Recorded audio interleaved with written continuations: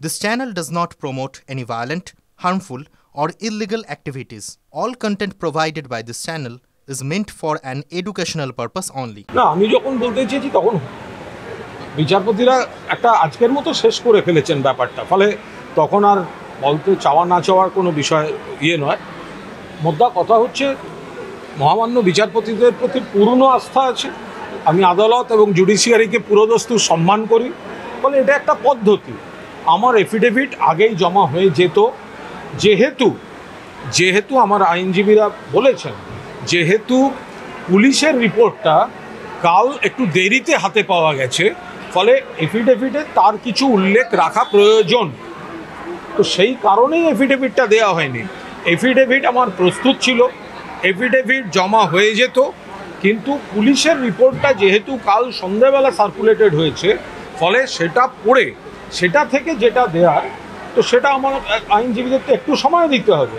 তো সেই কারণেই মহামান্য আদালত বিচারপতিরা তারা রুল ইস্যু করেছেন। তো রুল তো একটা আইনের পদ্ধতি পর্যায়ে, তো রুল সেটা মানব। এতে যদি ওই যারা আমার নাম ঢুকিয়েছে, ওই কিছু বাম, কিছু বিজেপি, কিছু অমুক, তো তাদের আনন্দ পাওয়ার কোনো ঘটনা ঘটেনি। আমি যেখানে দাঁড়িয়েছিলাম আমি সেখানেই আছি।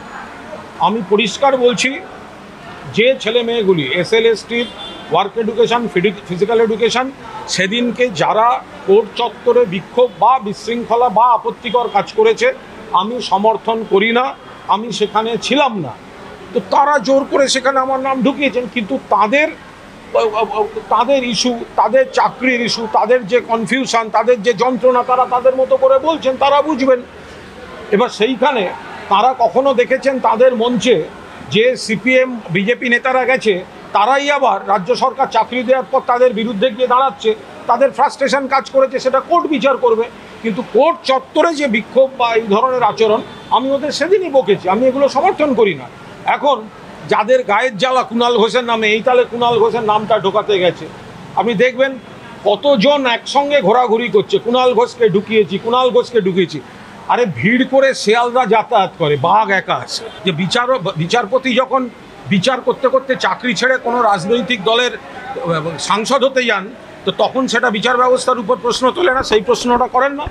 বিচার ব্যবস্থাই শেষ ভরসা সমাজে। বিচার ব্যবস্থা আছে বলে সমাজটা টিকে আছে।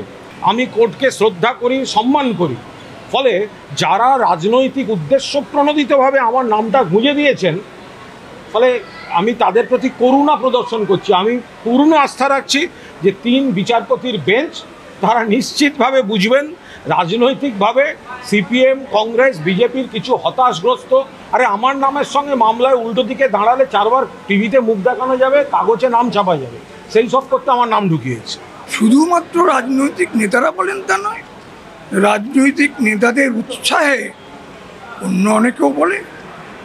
পুরো ব্যাপারটা এমন একটা জায়গায় পৌঁছেছে যে বারের সদস্যদের চেম্বার ঘেরাও করা হয়েছে। সিনিয়র অ্যাডভোকেট তিনি যাওয়ার পরে বোতল টোতল ছোড়া হয়েছে, বিকাশ ভট্টাচার্যের নামে গালিগালাজ করেছে। এই জিনিস আমি অন্তত গত 50 বছরে কখনো দেখিনি। আজকে আদালত, আগের দিন আমরা বলেছিলাম যে নোটিশ ইস্যু করলে আসবে না, যদি বা আসে সে টাইমের এক্সটেনশন চাইবে, ফলে এটা ডিলে করার টেকনিক হয়ে যাবে। তো জজরা বলেইছিলেন যে আমরা তো লিখে দিয়েছি যে আমরা প্রাইমা ফেসি স্যাটিসফাইড যে this A case of criminal contempt, বলতে যে না আসে আমরা রুল ইস্যু করে দেবো। আজকে ঠিক তাই করছেন, রুল ইস্যু করেছেন। সাংঘাতিক। তার কারণ হচ্ছে রুল ইস্যু না করে কাউকে কন্টেম্প্ট অফ কোর্ট প্রসিডিংসে পানিশ করা যায় না। তার কারণ যে রুলটা সার্ভড হয় সেটা অফিসিয়ালি কোর্টের থেকে যায়, সেই রুলে বলা থাকে show cause why you shall not be committed to prison. সুতরাং এটা হচ্ছে আলটিমেট নোটিস।